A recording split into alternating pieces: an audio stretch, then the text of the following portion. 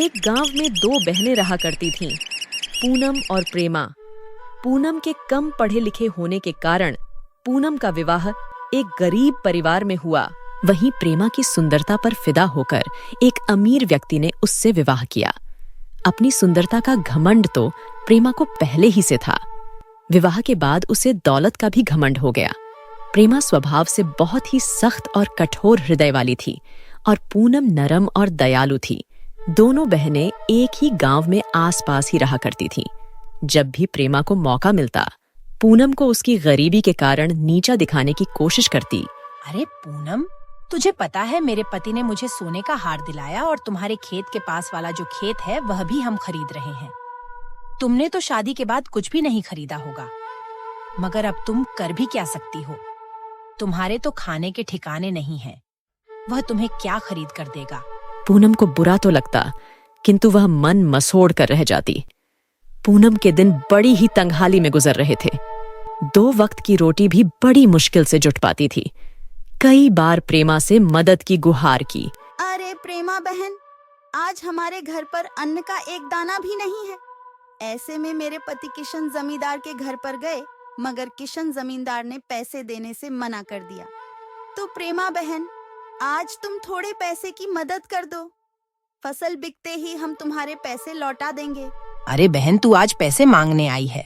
अगर तू कल पैसे मांगने आती तो मैं तुझे थोड़े बहुत पैसे दे भी देती।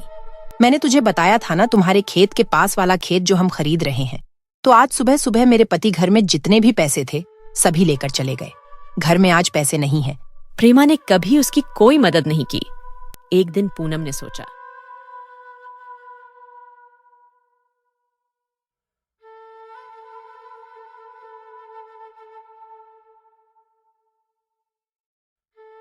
प्रेमा ने भी पैसे देने से मना कर दिया। अब मैं क्या करूं? एक काम करती हूं, मैं भैया के घर जाकर उनसे पैसे मांगती हूं। वह मुझे पैसे देने से इनकार नहीं करेंगे।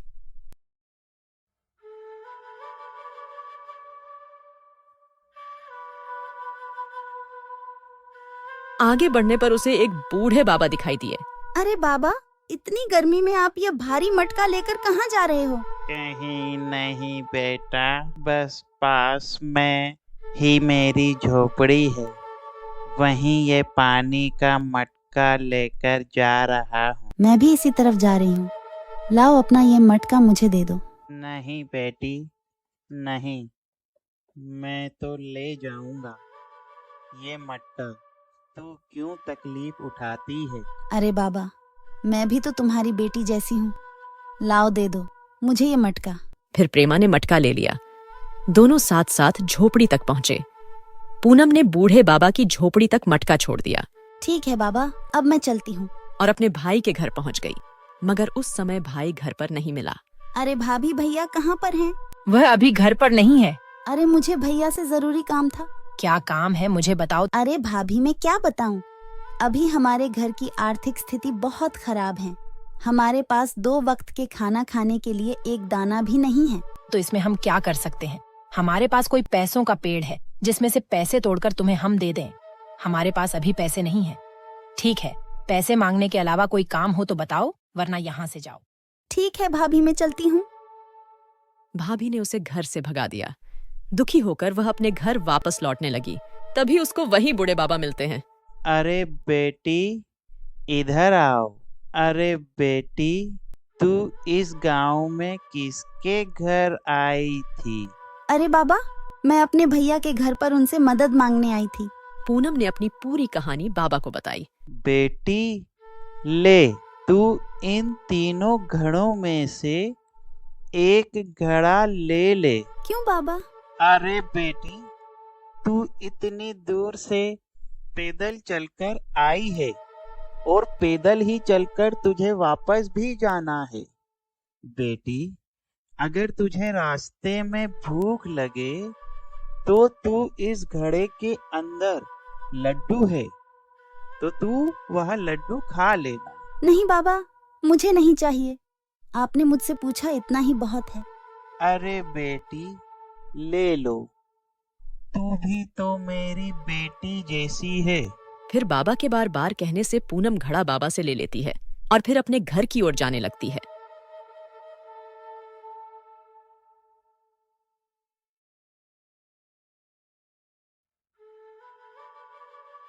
अरे पूनम, आज तुम अपने भैया के घर गई थी। तुम्हारे भैया ने अपनी कुछ मदद की। मैं वहाँ गई थी, मगर भैया तो घर पर नहीं थे और भाभी ने तो मुझे खरी खोटी सुनाकर घर से भगा दिया। अच्छा, इसका मतलब आज भी हम दोनों को भूखा ही रहना पड़ेगा। नहीं, आज हमें भूखा नहीं रहना पड़ेगा। मतलब कुछ खाने को दिया?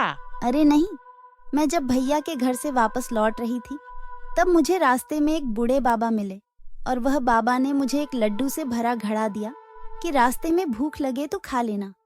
मगर मैंने लड्डू नहीं खाए। रुक, यह तो बहुत अच्छी बात है।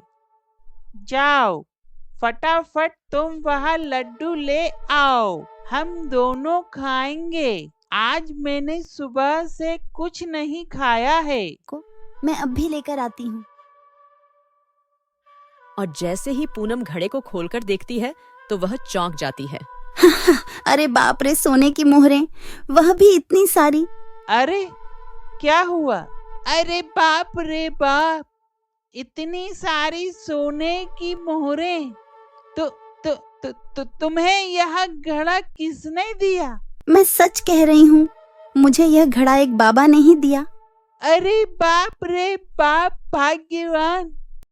मुझे तो अपनी आंखों पर विश्वास नहीं हो रहा।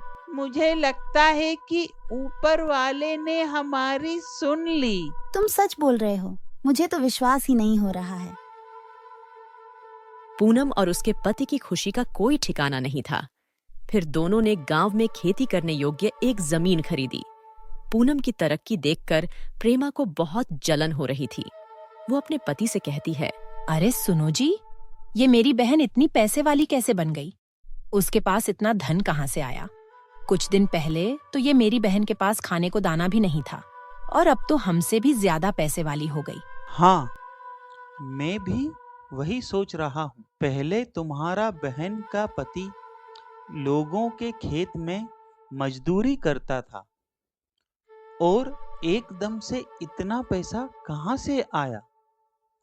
मगर अभी कुछ दिन पहले मैंने तुम्हारी बहन को तुम्हारे भाई के घर की ओर जाते देखा था। क्या भैया के घर की ओर? हाँ, मुझे तो लगता है भैया के घर से ही इतनी सारी धन दौलत लेकर आई होगी।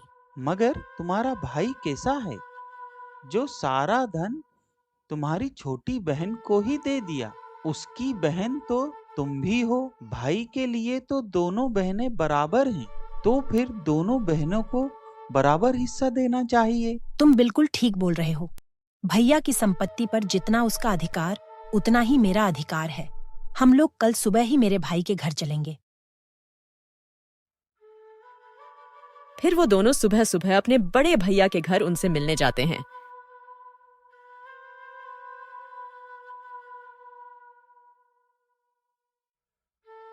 उन्हें भी रास्ते में वही बाबा दिखाई देते हैं। अरे बेटी, तुम जरा ये मटके को उठाकर मेरे कंधे पर रख दोगी क्या? ये आपका मटका है, आप खुद ही उठाओ। मैं बूढ़ा हो गया हूँ बेटी, मुझसे ज्यादा वजन नहीं उठता, तो कृपा करके बस तुम ये मटके को मेरे कंधे पर रख दो। तो क्या हमसे पूछकर बुढ़ा हुआ था? जब मटका उठाते नहीं बन रहा तो मटका भरने आया क्यों? और तेरी मदद करने से मुझे क्या मिलेगा? तेरे तो खुद खाने के लाले पड़ रहे हैं। अरे भाग्यवान, तुम भी कहां से इस बुढ़े की बातों में आ रही हो? जल्दी जल्दी चलो, हम घर पहुंचने ही वाले हैं। प्रेमा बहुत ही सख्त और कठोर हृदय वाली थी। प्रेमा ने उन बाबा की कोई मदद नहीं की। वह उसके भाई के घर पहुंच जाती है।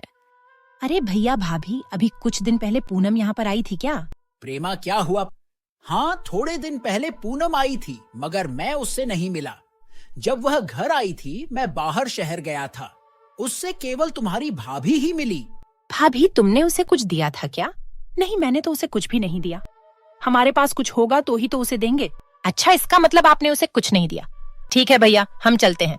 अरे अभी तो तुम दोनों आए हो और इतनी जल्दी जा भी रहे हो।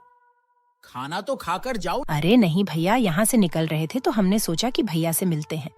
ठीक है, हम चलते हैं। अरे भैया ने तो उसको कुछ भी नहीं दिया, तो फिर उसके पास इतना सारा धन माया फिर कहाँ से आया? मैं भी वही सोच रहा हूँ। इतनी धूप में चलते चलते मेरा गला सूख गया। मुझे बहुत जोर की प्यास लग रही है। तुम्हारे भैया के घर प्यास नहीं लगी? अरे जब मुझे प्यास नहीं लग रही थी, अब मुझे बहुत जोर से प्यास लग रही है। तुम जाकर कहीं से जल्दी से पीने का पानी लेकर आओ। मुझे चक्कर जैसा लग रहा है। फिर उन्हें एक झोपड़ी दिखती है। वह झोपड़ी उन्हीं बाबा की। क्या हुआ बेटा, तुम मेरी झोपड़ी की तरफ क्यों आई हो? बाबा, एक लोटा पीने का पानी मिलेगा? हाँ बेटी, आओ आओ, मेरी झोपड़ी के अंदर आओ।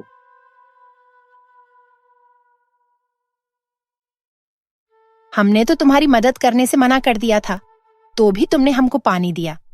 तो क्या हुआ बेटी, वो तुम्हारा कर्म था, ये मेरा कर्म है।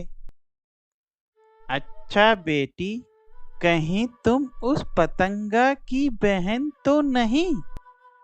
बेटी, तुम्हारी एक और बहन है ना? कुछ दिन पहले वो भी अपने भाई से मिलने आई थी। मैं अपने भाई के घर आई थी। अच्छा बाबा, वो मेरी बहन थी। मगर बाबा, तुम्हें कैसा पता? अरे बेटी, जिस जगह आज तुम मुझे मिली थी, तब भी वो मुझे उसी जगह मिली थी। उस बेचारी बेटी ने मेरा मटका लेकर मेरी झोपड़ी तक छोड़ा था। मगर बाबा, जब से वो इस गांव से लौटी है, तब से बहुत अमीर बन गई है। बेटी, बताता हूँ, उसके पास जितनी भी धन दौलत आई है, वो उसकी अच्छी नीयत और अच्छे कर्म के कारण प्राप्त हुई है। अरे बाबा, कैसी बात कर रहे हो? अच्छे कर्म और अच्छी नीयत से कोई धनवान कैसे बन सकता है? यही तो ऊपर वाले का खेल है बेटा। तुम लोग जितने भी घड़े यहाँ देख रहे हो, यहाँ घड़े कोई साधारण घड़े नहीं हैं। ये घड़े मनुष्य के अच्छे कर्म का फल देने वाले घड़े हैं। बाबा, मैं तुम्हारी बात समझ गई। जिसके कर्म अच्छा होगा, ये घड़ा उस हिसाब से उसका परिणाम देगा। ठीक कहा बेटी, बिल्कुल ठीक कहा। बाबा, क्या हम भी इनमें से एक घड़ा ले सकते हैं? हमको भी पता चल जाएगा हमारे अच्छे कर्म और नियत का। हाँ हाँ बेटा, ले लो, तुमको भी तुम्हारे कर्मों का फल मिल जाएगा।